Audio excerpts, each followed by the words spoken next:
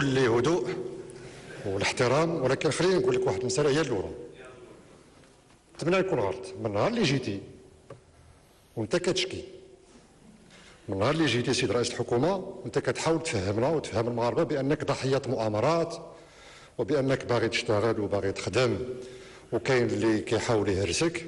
اسيدي ضرب بالبنيه على الطاوله تو سامبلومون. كشف هذوك الناس اللي كيعرقلوك بالاسماء ماشي بعبارات فضفاضه، وإلا ما يسترشي الله ضرب على الطبله. كتقول السيد رئيس الحكومه نهار جات الحكومه والحكومه مستهدفه، وبالله عليكم واش انت بغيتوا نديروا المعارضه؟ راه حنا معارضه، من حقنا بل من واجبنا حسب الدستور ان نعارض الحكومه في اطار الاحترام ونقولوا شنو هي الملاحظات والمؤاخذات والانتقادات، ولا لا؟ احنا الا درنا كمعارضه بعد شويه د الكلام قاسح جات علينا، احنا معارضه. واش نسيتوا شنو كنتوا كتقولوا كنتوا في المعارضه؟ ولكن انتم رئيس حكومه خص تكون قشرتكم واسعه. السيد رئيس الحكومه تكونوا قدوه، تكون عندكم صدر رحب وقشرتكم واسعه، لانكم رئيس حكومه جميع المغاربه. ملي كتقولوا سيد رئيس الحكومه نحن جميعنا متفقون، ما يمكنش نتفقوا على العنف ضد النساء، عظيم، حتى واحد ما يمكن يتفق. ولكن اسمح لي، ملي كيكون عندك وزير كيمارس العنف هنا في البرلمان وكيطرد صحفيه لانه ما عجباش الكسوه ديالها، وما نشوفوا منكم لا توبيخ للوزير ولا اعتذار لهذيك المراه ديك السيده ولا اسمح لي سيد رئيس الحكومه، الله يجزيكم بخير. ما تبغيو توجهوا لنا شي نصيحه بحال النصيحه ديال الحل؟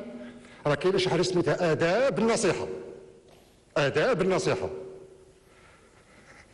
الستر على المنصوح، عدم التشهير، حسن القصد في النصيحه، اللين في النصح، العمل بمضمون النصيحه، التثبت مما تنصح به، انزال المنس. راه كاينه شي حاجه في الاسلام سميتها آداب النصيحه. كاين آداب النصيحه فيها الناصح والمنصوح. السيد الوزير ما خليك ما تعطيناش دروس في النصيحه، اعطيها الرئيس الحكومه ديالك باش شي حاجه ملي توجه نصيحه تراعي شي حاجه سميتها آداب النصيحه، ديك الساعه على الراس والعين. ولكن تنصح وانت في نصحك قاسي وغليظ واحيانا يعني كذا وكذا، اسمح لي ادفع بالتي احسن. شكرا. انتهى الوقت. في البرنامج لا هو سي بن شماس جاب لنا كلام مقبول، لان ولاني مع الاسف ما كملش القضيه حتى الاخر، لان السي الشوباني قال لي غير كاين الاداب ديال الناصح والمنصوح، قال لي ما تعطينيش الدروس، اعطيهم لرئيس الحكومه ديالك.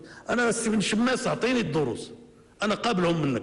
ملي تكون عندك الحق انا نفرح، لانه ما عطيتينيش شي درس ضد المبادئ ولا القيم ولا الاخلاق ولا الدين، عطيتيني وانا محتاج للدروس. استعرفها، انا بحتاج للدروس وتاكد غنبقى محتاج لها حتى نلقى الله تعالى. الله يجعل لقائكم بسلام، فهمتي؟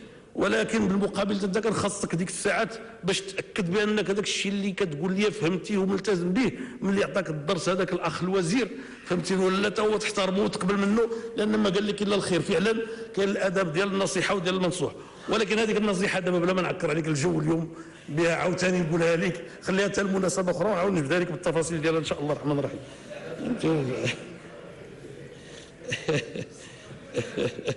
ايوا خلوها